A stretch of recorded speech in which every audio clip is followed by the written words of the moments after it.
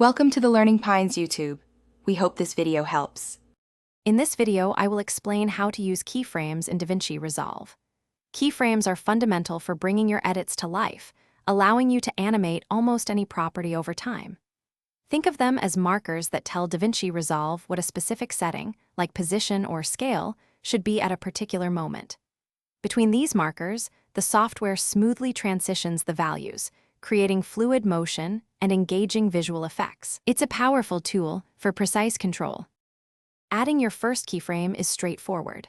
Select your clip in the timeline and head over to the inspector panel. Find the parameter you want to animate, like zoom or position. You'll see a small diamond icon next to it. Click this diamond to set your initial keyframe at the playhead's current spot. Now, move your playhead to a new point in time, adjust the parameter's value, and DaVinci Resolve will automatically create a second keyframe, initiating your animation. Once your keyframes are set, you'll want to refine them. You can access the keyframe editor by clicking the diamond icon again or by opening the curve editor. Here, you can drag keyframes to adjust their timing or change their values. Experiment with different interpolation types, such as linear for abrupt changes or smooth for gentle transitions.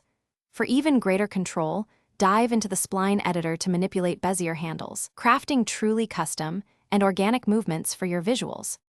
For advanced control, explore easing functions to make your animations feel more natural, with smooth acceleration and deceleration.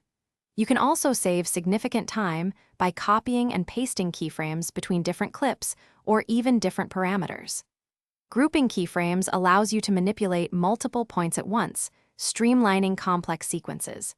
And for truly intricate animations, remember that the Fusion page offers a node-based environment for unparalleled keyframe control, opening up a world of creative possibilities.